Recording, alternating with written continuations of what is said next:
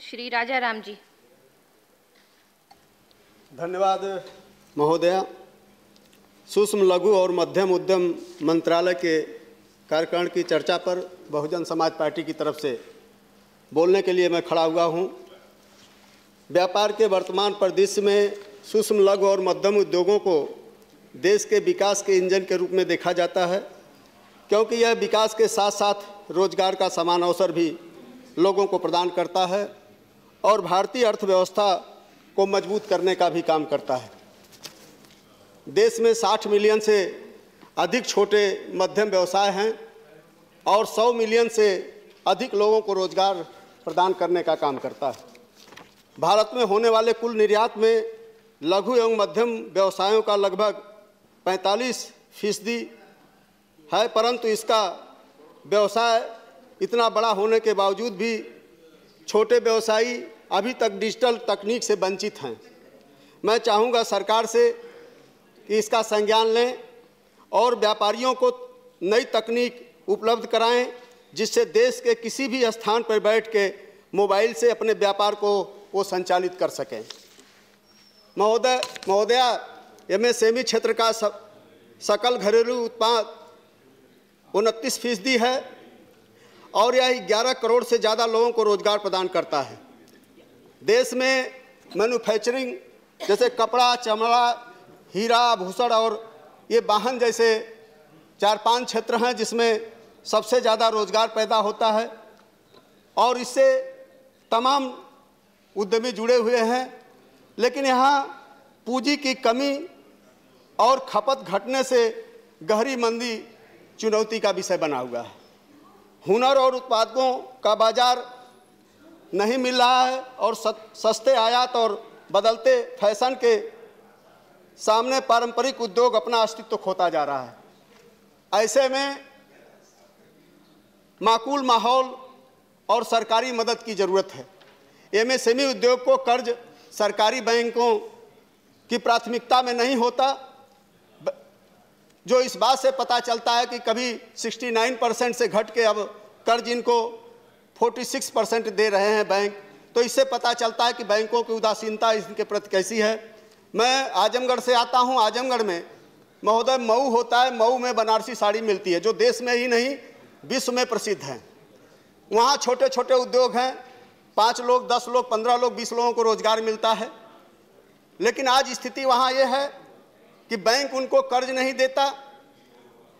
ऐसे में वो साहूकारों से या प्राइवेट बैंकों से कर्ज ले लेते हैं और ऊंची दर होने के नाते वो कर्ज की दर ऊंची होने के नाते और दूसरा उनका जो सही बाजार नहीं मिलने से वो कर्ज के बोझ से जबते जाते हैं और स्थिति ये हो जाती है कि कर्ज का इतना बोझ हो जाता है कि वो घाटे में जाते हैं। जो कभी रोजगार देने का काम करते थे वो लोग, उनका रोजगार बंद हो गया, उनके कारखाने बंद हो गए और वो लोग आज नौकरी खोज रहे हैं, कहीं दिल्ली जाके, कहीं बॉम्बे जाके, कहीं और जाके। ये स्थिति बनी है। जब यह सरकार, मैं माननीय मंत्री जी से कहना चाहूँगा कि हमारी तरफ चाहे भदोही का कालीन उद्योग हो, चाहे मऊ मुबारकपुर की बनारसी साड़ी हो, या यहीं फिरोजाबाद के कांच के सामाने हों, या यहीं अलीगढ़ का ताला चाबी हो, ये सारे उद्योग आज जहां आप स्वरोजगार को बढ़ाने की बात कर रहे हैं, जहां आपको रोजगार देने की बात कर रहे हैं, और ये सारे रोजगार आज आईसीयू में चले गए हैं, किसी तरह से जिंदा हैं, बस इतना ही है। 80% तो बंद हो गए। और इसमें सबसे ज्यादा मार कब पड़ी? जब आपने नोटबंदी कर दी। नोटबंदी में आपने उनके पास एक काम कैश का होता है, 10 लोग 15 लोग काम करते हैं। महोदय, आज हम आपसे उम्मीद करेंगे कि कम से कम हमें थोड़ा संरक्षण मिले आपसे। टाइम 1 मिनट हमारा बढ़ जाएगा, इतना मैं आपसे रिक्वेस्ट करूंगा। कभी कभी बोलते हैं, ये आज आईसीयू में चले गए। सबसे बड़ा उनको धक्का लगा जब आपने नोटबंदी कर दी। नोटबंदी में उनके पास पैसे नहीं।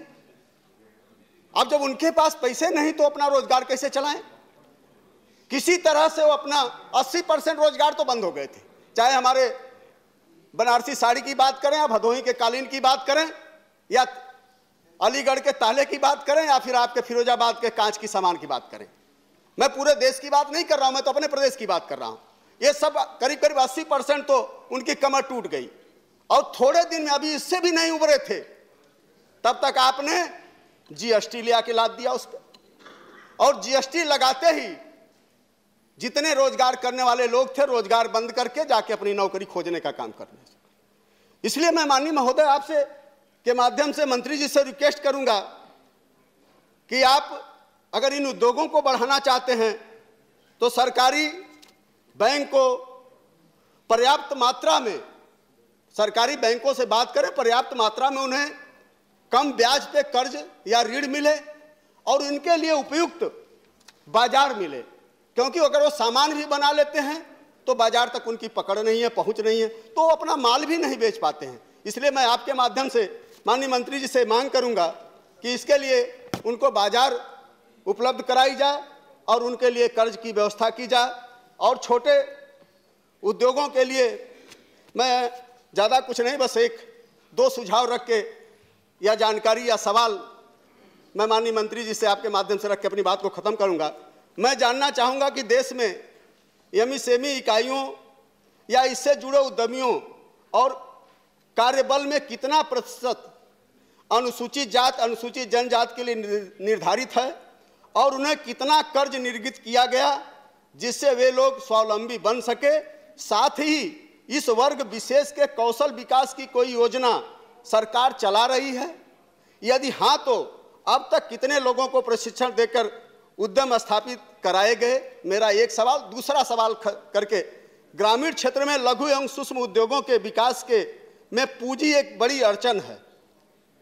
सरकार इस दिशा में क्या विशेष प्रयास कर रही है जिससे उत्पादित सामान की बिक्री सुनिश्चित हो सके? धन्यवाद महोदय। श्री जुगल